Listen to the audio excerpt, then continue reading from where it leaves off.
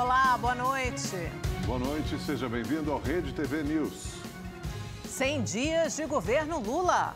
O presidente faz discurso, elogia a retomada dos programas sociais e defende a aprovação do novo arcabouço fiscal. E você vai ver também. Ministério da Justiça cobra que plataformas digitais enfrentem violência nas escolas. Para Flávio Dino, as empresas vão colaborar de um jeito ou de outro. Escola Estadual Tomásia Montoro, em São Paulo, onde professora foi morta por aluno de 13 anos, retoma as aulas parcialmente. Essas e outras notícias você vê aqui no Rede TV News. Após 2 semanas do ataque que terminou com uma professora morta e 4 feridos, a Escola Estadual Tomásia Montoro, em São Paulo, retomou parcialmente as aulas. Hoje o dia foi de acolhimento dos pais e alunos. Para muitos, a sensação de voltar para a escola foi de medo e apreensão. Quando eu peguei na mão do meu filho para colocar na perua para vir para cá, o meu coração doeu. Meu coração doeu, porque eu já pensei no meu filho, já pensei no adolescente também que cometeu esse crime, né? Que é uma criança também, né? Mas a gente tem que confiar e a gente tem que torcer para que tudo venha, né, dar certo, venha mudar e ter fé, né? Isso, continuar, que a gente tem que continuar. O retorno às aulas para parte dos alunos da Escola Estadual Tomásia Montoro, na Vila Sônia, na zona sul de São Paulo, acontece 2 semanas depois do ataque, em que um estudante matou a facadas a professora Elizabeth Tenreiro, de 71 anos, e feriu outras 4 pessoas. Para quem sobreviveu ao atentado, a decisão de retomar a vida tem sido difícil. Tenho medo, sim, não sei quem está por perto, quem vai me atacar. É tenso, é bem tenso, né? Dá um frio na barriga, um frio nos machucados, é complicado, assim, não sei nem o que dizer. Eu preferia não estar aqui, de verdade. Independentemente do retorno às aulas, a SEDUC, a Secretaria da Educação do Estado de São Paulo, garantiu que o atendimento psicológico a professores, servidores e alunos será mantido. Além disso, a escola também recebeu um investimento direcionado à revitalização do espaço para melhorias na infraestrutura e no ambiente escolar. A pintura aqui do lado de fora já foi feita e as obras devem começar ainda nesta semana. Viaturas da Polícia Militar agora fazem parte da nova rotina da comunidade escolar, que espera se recuperar do ataque o mais rápido possível. É necessário, né, voltar à escola, retomar, para que eles continuem com a vida deles. A gente não pode ficar estagnado, né? Mas a gente fica assustado, preocupado, né? A gente vai ver essa semana como que vai ficar, como vai ser a reação dele, como vai ser a reação de todos na escola, que a gente não sabe como vai ser. E a Polícia Civil de Blumenau, em Santa Catarina, concluiu que o criminoso que matou 4 crianças em uma creche na última quarta-feira agiu sozinho. A conclusão veio após perícia no celular do homem. Em resposta à tragédia, a Prefeitura de Blumenau decidiu antecipar as férias escolares. E o governo do estado anunciou que em até 60 dias, todas as escolas estaduais vão ter ao menos um policial armado para a segurança dos alunos. O Ministério da Justiça vai passar a notificar as plataformas digitais para que retirem conteúdos que possam significar ameaças às escolas. O anúncio foi feito pelo ministro Flávio Dino após reunião nesta segunda-feira com representantes de 7 empresas. Segundo o ministro, o governo identificou mais de 511 perfis no Twitter que fazem apologia à violência. Deixei claro na reunião que se essa notificação não for atendida, nós vamos tomar as providências policiais e judiciais contra as plataformas. Então, se for necessário requisitar inquérito na Polícia Federal contra as plataformas, eu farei, sem dúvida alguma. Espero que não seja necessário. Mas tudo isso está em questão face à gravidade do bem jurídico que está em jogo. O que pode ser mais grave, o que pode ter a maior proteção jurídica do que a vida de uma criança.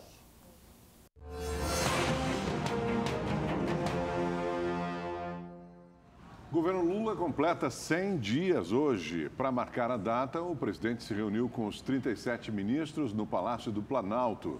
Ele criticou a gestão Bolsonaro e celebrou a retomada dos programas sociais. Na área econômica, Lula defendeu o arcabouço fiscal, que ainda precisa ser aprovado, enviado ao Congresso e depois aprovado.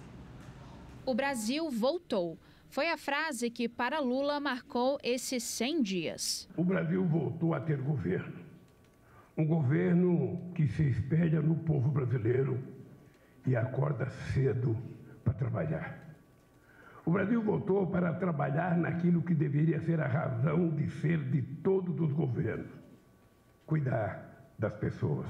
Não se constrói um país verdadeiramente desenvolvido sob as ruínas da fome, dos ataques à democracia, do desrespeito aos direitos humanos e da desigualdade de renda, raça e gênero. Não se chega a lugar nenhum deixando para trás a metade mais sofrida da nossa população.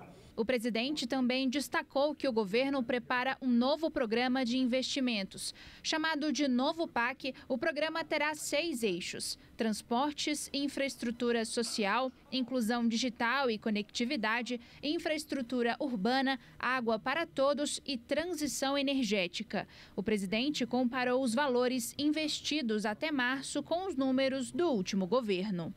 Hidrovias. Nós investimos 328 milhões de reais até março. Eles investiram apenas 34 milhões de reais. Habitação. Nós investimos até março 203 milhões de reais. Eles, o ano passado, não investiram nada. Lula relembrou o relançamento de programas sociais símbolos dos governos petistas, como o Bolsa Família, o Minha Casa Minha Vida e o Mais Médicos. O presidente ainda quer retomar o Aqui Tem Farmácia Popular e o Programa Nacional de Assistência Estudantil. De olho no futuro bem próximo, Lula defendeu a aprovação da reforma tributária e do arcabouço fiscal. Apresentamos um novo arcabouço fiscal que traz soluções realistas e seguras para o equilíbrio das contas públicas, que dá um fim às amarras irracionais e sistematicamente descumpridas do falido teto de gastos. Estamos trabalhando em uma reforma tributária que corrija as distorções históricas de um sistema de tributação regressivo e injusto para os brasileiros e os entes federados. O presidente Lula aproveitou para elogiar vários ministros e voltou a criticar a taxa básica de juros. 13,75 é muito alta a taxa de juros. Continuo achando que estão brincando com o país. Brincando sobretudo com o povo pobre e sobretudo com os empresários que querem investir. E sinalizou que o governo prepara um programa para quem está endividado. E nós precisamos lançar esse programa para ver se a gente termina com a dívida que envolve quase 60 milhões de pessoas que estão se endividando no cartão de crédito para comprar o que comer. Durante os primeiros 100 dias de governo, a gestão do presidente Lula enfrentou diversos desafios. Entre eles, os atos golpistas do dia 8 de janeiro e a tragédia humanitária nas terras Yanomami.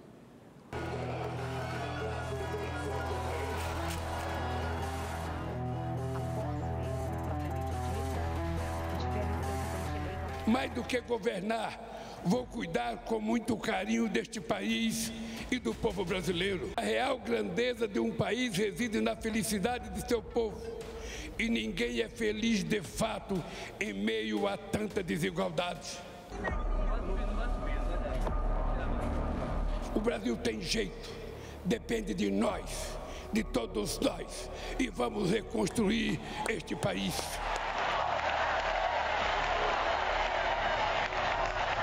A promessa feita pelo presidente ali daquele parlatório foi audaciosa: mudar a cara do país e reunir uma nação dividida. No seu terceiro mandato, Lula encontrou um Brasil cheio de desafios e, para piorar, de norte a sul, surgiram ainda mais problemas.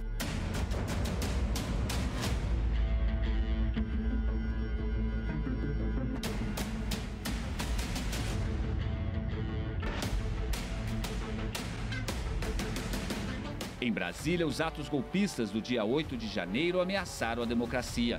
Mais de 1.400 pessoas foram presas.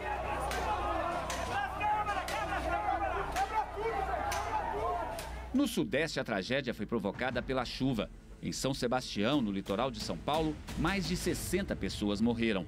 Lula e o governador do estado, Tarcísio de Freitas, aliado de Bolsonaro, se uniram para dar assistência às vítimas.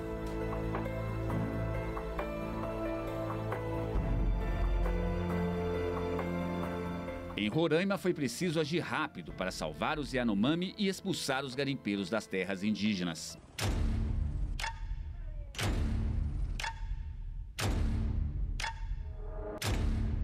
O enfrentamento à crise dos Yanomami teve à frente Sônia Guajajara. Pela primeira vez na história, o Brasil tem uma indígena comandando o ministério. Estamos criando o Ministério dos Povos Indígenas para combater 500 anos de desigualdade.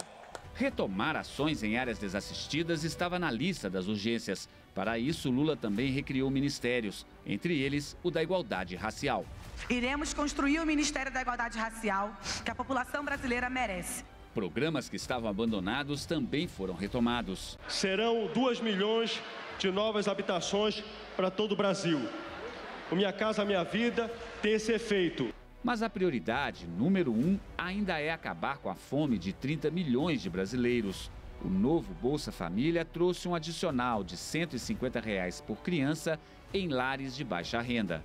Eu queria pedir, primeiro, a fiscalização da imprensa brasileira, que pudesse fiscalizar esse programa com muita seriedade.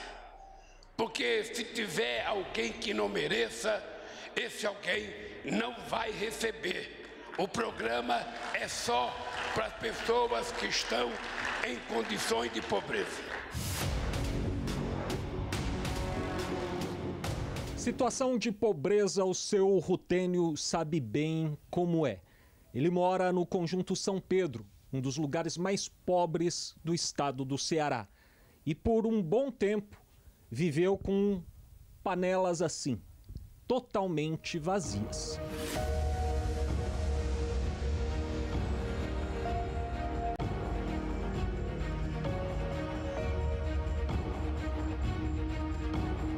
Fiquei sem energia na minha casa durante 2 semanas. Eu fiquei com fome. Uma vez eu fui dormir com fome aqui. Essa preocupação seu Rutênio não tem mais. Acabaram-se as noites em que ele e a família tinham que dormir de barriga vazia. Por ele ter elaborado esses 600, ele ter fechado em 600, bom, eu ficava com aquela coisa na minha cabeça. Amanhã, minhas filhas, minha esposa, e eu... Chega, doía em mim, né? Porque eu me emociono fácil.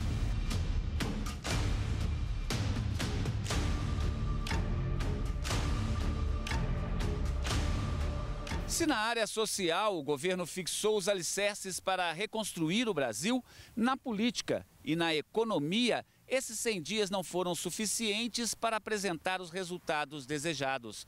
Diversas vezes o presidente Lula mostrou irritação, principalmente com a taxa de juros. Não existe nenhuma razão para a taxa de juros estar em 13,75. Nenhuma razão. Nenhuma razão. Por que 13,5%? E por que qualquer perspectiva de voltar a aumentar se nós não temos inflação de demanda? A solução para forçar a queda dos juros foi mudar o controle de gastos do governo.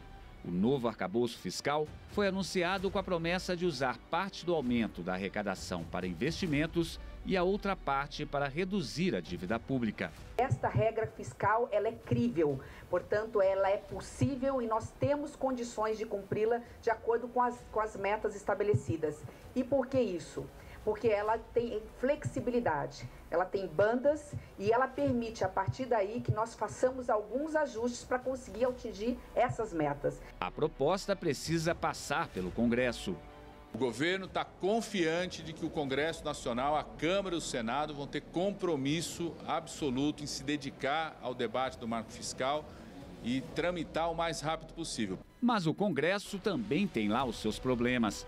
A disputa entre os presidentes da Câmara e do Senado em torno da forma de tramitação das medidas provisórias deu uma dimensão do desafio do governo para aprovar as medidas de que ainda vai precisar neste mandato. Houve aí uma disputa de ego, uma guerra de ego entre Lira e Pacheco, porém isso aí foi a intenção deles mostrarem força, deles mostrarem para o governo que tem força, que tem condições de viabilizar ou inviabilizar algum projeto dentro da casa.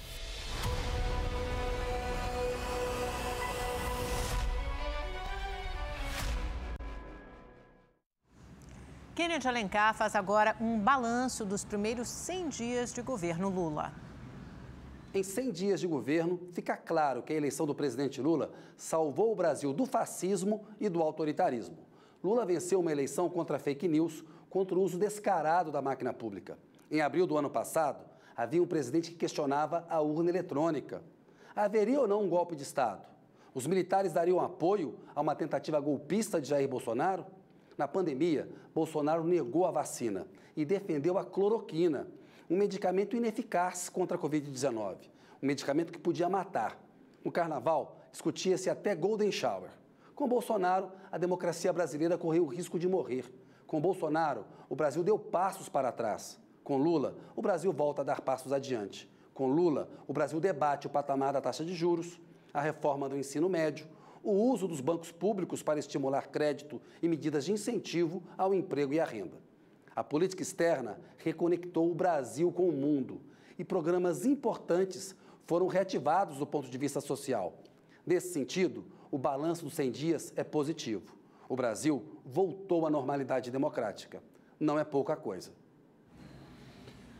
O governador de São Paulo, Tarcísio de Freitas, autorizou os estudos para a privatização da Sabesp, a Companhia de Saneamento Básico do Estado. A confirmação foi feita durante reunião com os secretários no Palácio dos Bandeirantes, que marcou os 100 dias de governo dele.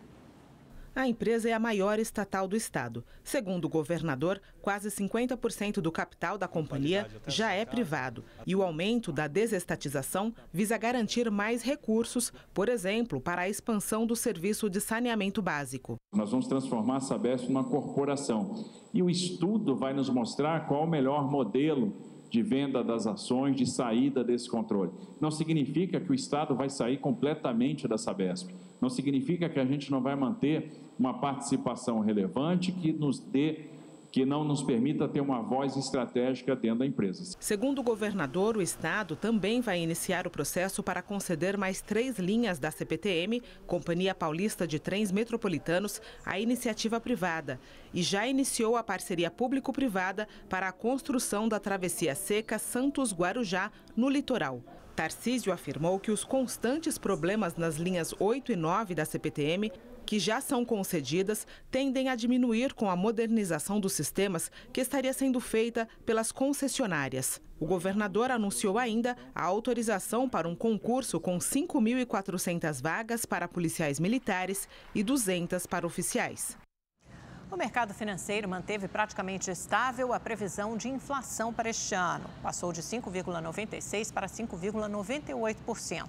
A projeção para o Produto Interno Bruto, o PIB, que é a soma de todas as riquezas produzidas no país, ficou em 0,91%. Os dados são do Boletim Focus, que é aquela pesquisa semanal do Banco Central com agentes do mercado. A Receita Federal barrou a exoneração do ex-secretário especial do órgão, Júlio César Vieira Gomes, até que sejam concluídas as investigações da Corregedoria Geral da União. O ex-secretário é investigado por supostamente ter pressionado o servidor para liberar na Receita Federal, em Guarulhos, as joias que foram dadas pelo governo da Arábia Saudita à ex-primeira-dama Michele Bolsonaro. O pedido de demissão chegou a ser publicado, mas uma nova portaria suspendeu o ato com a justificativa de que é necessário cautela em razão do interesse público. Nós voltamos em 30 segundos. Foi enterrado esta tarde em Campinas, interior de São Paulo, o corpo da professora que morreu após ser arremessada com o filho de 7 anos para fora de um tobogã. Uma história horrorosa. O acidente aconteceu no Ski Mountain Park, que fica em São Roque, no interior do estado. A criança continua internada e, segundo familiares, deve receber alta amanhã. No velório, familiares, amigos e colegas de trabalho prestaram as últimas homenagens a Luciana. Deixar só o nosso amor para ela, o nosso carinho, né? E os momentos bons que nós passamos juntos. Sempre rindo, não tinha nada de tristeza na vida dela. O acidente ocorreu no sábado neste parque em São Roque. Luciana, de 41 anos, descia do tobogã com o filho, de 7, entre as pernas. No final, os dois foram arremessados e bateram em uma grade de proteção. Janine estava no parque e viu o acidente. Na hora que passou a lombada, ela acho que está com muita velocidade. Ao invés de continuar na pista, acho que, né, pelo susto, talvez foi para o lado e bateu, chocou com a estrutura metálica que tem, que divide o tobogã com o teleférico. Aí, quando eu olhei, eu vi que tinha um volume, quando a gente percebeu, era criança. Acho que por isso que pegou muita velocidade, né, porque tinha bastante peso ali no mesmo tapete. O Ski Mountain Park é conhecido como um parque de esportes radicais.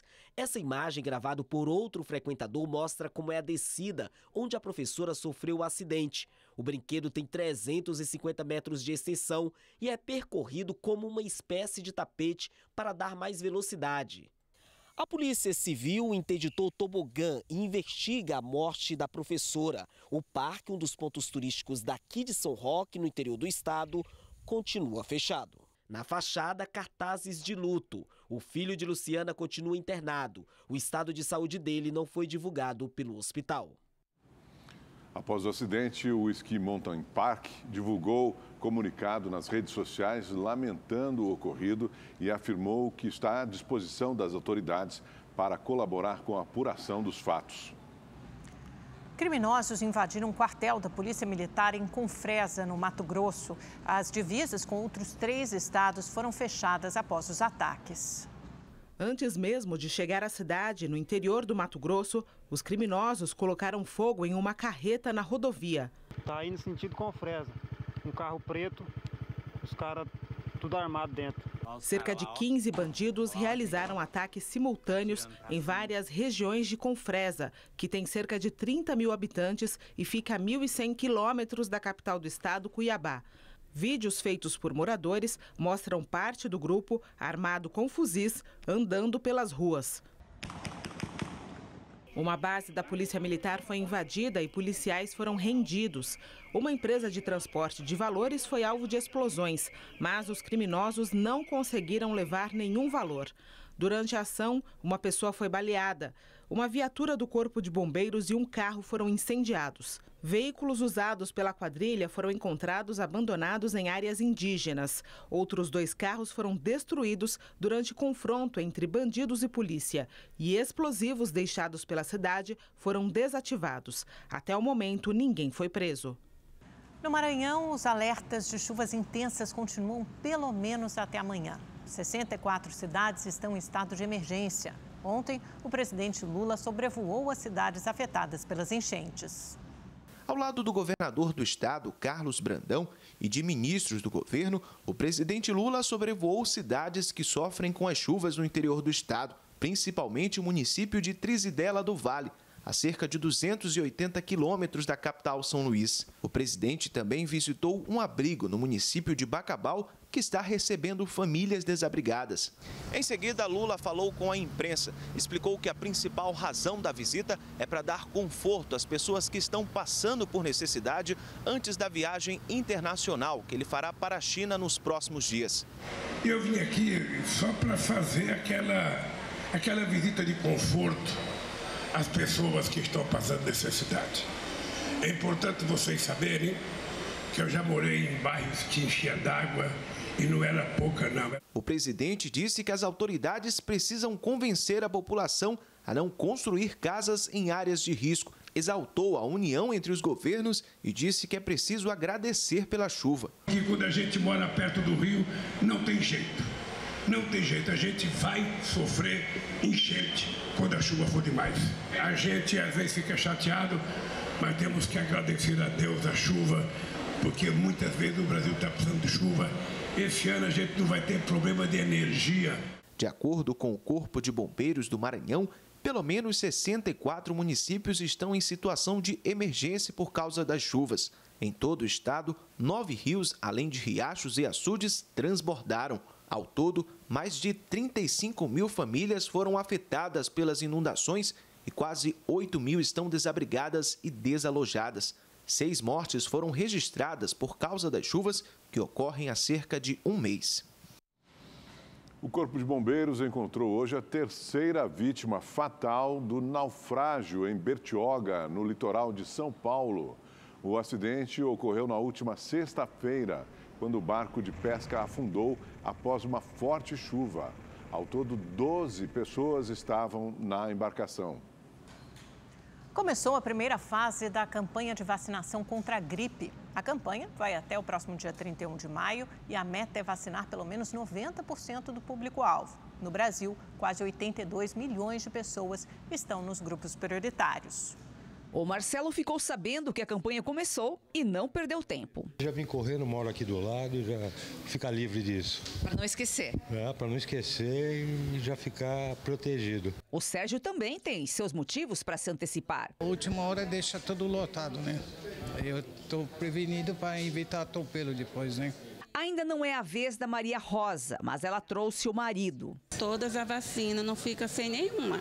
Toda a campanha ele está tomando as vacinas. Nesta fase, a vacina é para idosos com mais de 60 anos, gestantes, puérperas, indígenas, além de pessoas com imunossupressão e crianças entre 6 meses e 6 anos. Na próxima segunda-feira, a imunização será para profissionais da saúde, educação, transporte, forças de segurança e forças armadas, sistema prisional, pessoas com deficiência ou comorbidade e presos. Até 31 de maio, a meta é vacinar pelo menos 90% do público-alvo. Na capital, 5 milhões se encaixam nos critérios. No país, são quase 82 milhões que devem ser imunizados. A influenza é uma infecção viral aguda que afeta o sistema respiratório e tem alto índice de transmissão. Ela se dissemina facilmente, podendo causar pandemias. Tem que se proteger, ainda mais eu que tenho comorbidade. Tenho que tomar e recomendo todo mundo tomar. A Organização Mundial da Saúde estima que todo ano 1 bilhão de casos de gripe ocorra no mundo. Cerca de 4 milhões evoluem para quadros graves. É aí que entra a importância da vacinação contra a influenza, uma medida de saúde coletiva que diminui a transmissão do vírus. A pessoa que se vacina, ela se protege e ela não transmite a doença. Então, ela pode estar indiretamente protegendo outras pessoas que podem ter mais tendência a ter formas graves e complicações. Depois que a senhora começou a tomar, a senhora teve gripe mais leve? Não, nunca mais tive gripe. Graças a Deus. Isso aí, se cuidar. O Rede TV News faz uma rápida pausa e volta já.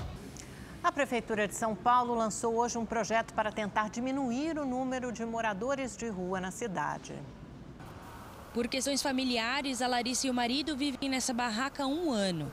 Grávida de 6 meses, o desejo dela é ir para um lugar melhor e maior. É todas, né? Porque as pessoas te olham estranho, para te ajudar é difícil. Você, para conseguir um emprego, você tem que ter experiência. Ninguém te dá uma oportunidade de vida para poder, né, cobrando algo, mas ninguém ajudar.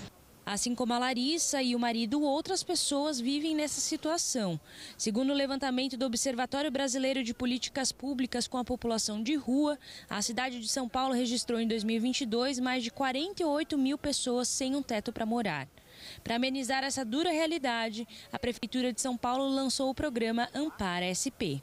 O programa, que vai funcionar 24 horas por dia, conta com uma equipe formada por pedagogos, sociólogos, terapeutas ocupacionais. Fazendo uma abordagem que vai desde contação de história, música, dramatização, aconselhamento, enfim, um suporte e um acolhimento, um toque muito mais humanizado, respeitando a identidade, respeitando cada perfil, respeitando a singularidade das pessoas, desde o momento da abordagem, desde o momento do encaminhamento até o acolhimento definitivo em cada espaço diferenciado da Prefeitura.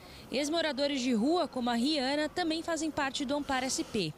Eles vão ajudar nas abordagens dessas pessoas em situação de rua. Hoje eu dou um pouco dessa força para cada pessoa que eu entrevisto, que muitas não dão credibilidade, como eu também não dava credibilidade. Ah, isso daí é fichinha de governo, isso daí quer ganhar dinheiro. Mas não, eu tô vendo que eu terminei meus estudos, eu tô entrando numa faculdade, eu tô acolhendo as pessoas como muitas me acolheram. De acordo com a Secretaria de Assistência e Desenvolvimento de São Paulo, o projeto vai disponibilizar 253 vagas fixas em hotéis sociais ou em centros de acolhida. Além da hospedagem, as pessoas ainda terão direito a 4 refeições diárias. Nossa prioridade tem sido na humanização, no respeito individual e na dignidade, buscando um foco, que é a autonomia dessas pessoas, conseguirem seus empregos e se reinserirem novamente na sociedade. O Rede TV News faz uma rápida pausa, voltamos já. E o Rede TV News fica por aqui. Boa noite para você. Uma ótima noite, até amanhã.